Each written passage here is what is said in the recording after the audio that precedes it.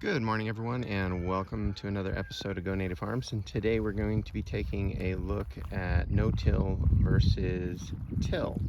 And in this section here, you can probably tell I did a little bit of a till on this corn.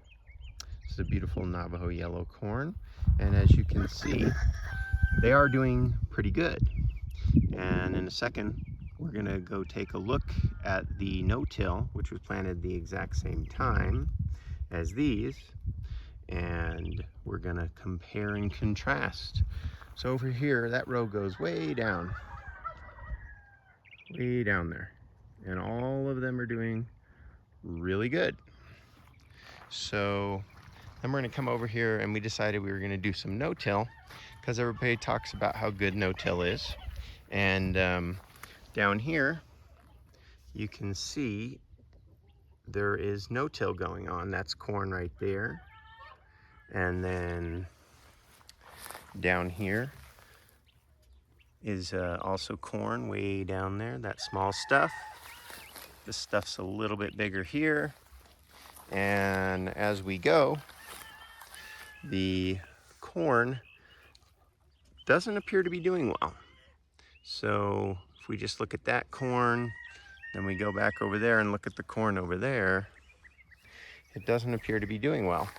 And that's pretty much the case everywhere.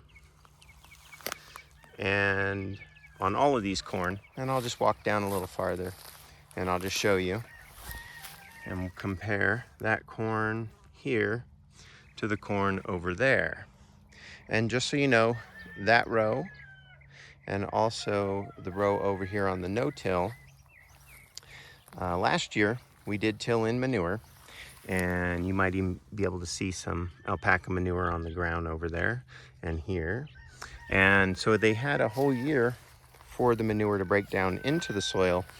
That was in 2024. And then in 2025, I came over here and I did not till this whole section. As you can see, it's growing amongst the weeds. And in theory, the weeds can provide a microbiome. And a lot of people think that when you do not till, they think that's better for your plants and they think they'll grow better. And right now, in this circumstance, we can clearly see that they're not growing better compared to the corn over there, which that one we did a till. We just did one quick till and then we plant it, and coming back over here. So when you look at your corn or anything that you're planting, and we'll take a look at squash in a minute also, and when you see that there's a marked difference, which there is, you have to ask yourself, well, why did that happen? And in addition to asking why did that happen, you should also be asking yourself a couple other questions. So one of the things we should be asking ourselves is, what was the difference from this row to the row over here, which is doing so poorly? Was it just that there was not tilling, or was there something else going on? But were these shaded by the weeds a little bit? You got to ask yourself that. If they were shaded, was the ground cooler, and did it slow them down? Was that part of the problem? Or was it something else? And you always want to ask yourself several questions. Was there any watering difference? And there wasn't, because we're all hooked up to the same drip line, as you can see right there. And so you want to find out, hey, what went wrong here? And you just have to kind of go through and ask yourself a lot of questions. Did I add any additional fertilizer here? Just kind of go through the list and ask yourself a bunch of questions. And you could dig down your soil, you could look for additional pests. But the other thing that's, I think, really important, because we're hearing how no-till is so great, but you should always experiment. So this is an experiment here. I don't want to come here and say no-till is absolutely terrible and doesn't work, but we should be running experiments side by side and checking things out and seeing what's working best in our garden, because not everybody's garden is the same. And now what we're gonna do, we're just gonna come over here and we're gonna look at the squash that we planted no-till as well. And these guys, I think you can see right here, it's a little bit shaded, and there's one right there. And we'll kind of walk down the aisle. These guys are also not looking like they're doing that great. Some of the leaves are yellow, they're kind of small. And when I see something like this, I was a little bit surprised because this is all no-till and they're doing fair. And because they're only doing fair, and these are important seeds, what we're gonna do is we're gonna add some fertilizer. And what we're gonna add today is this fish emulsion right here. And we're gonna see if that perks them up a little bit. And I'm gonna go inside of the greenhouse in a second, and I'm gonna show you guys what the other ones are looking like that we grew in potting soil at relatively the same time we planted them. So here are the exact same squash that we planted right about at the same time, and you can see there is a marked difference. These are much bigger. They are in potting soil, which is a really good potting soil by Happy Frog, but they are doing really good in the pots. And when we compare that to what's going on in the field, they don't look anywhere near this good.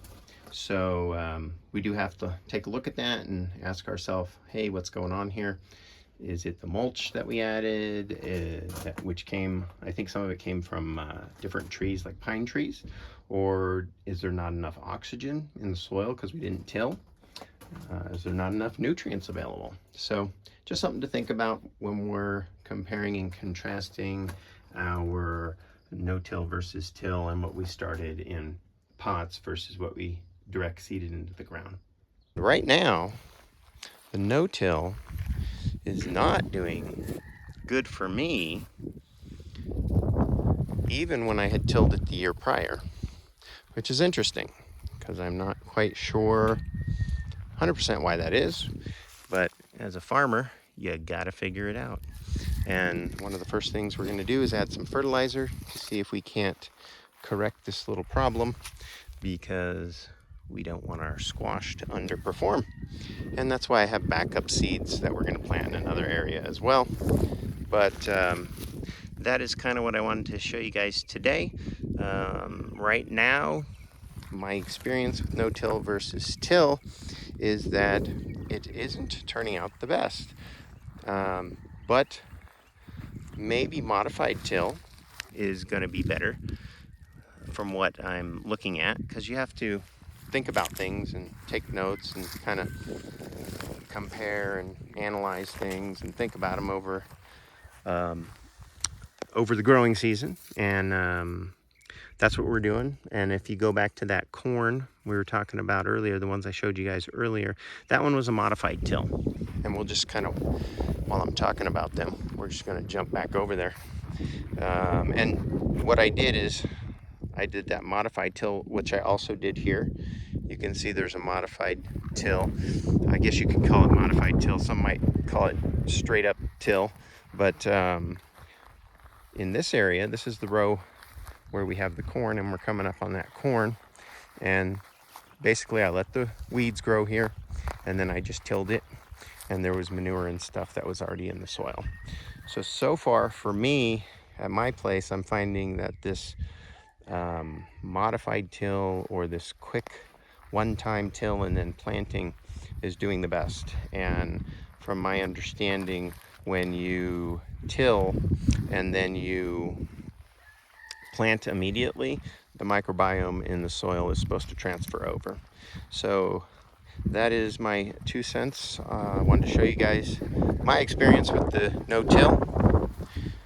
Getting a little windy there. I want to show you guys my experience with the no-till versus the till, and then we'll just keep experimenting and seeing how it goes for the long term and what we plan to do on a repetitive basis. Thank you very much for tuning in. If this helped, please do like and subscribe, and I hope you guys have a great rest of the day.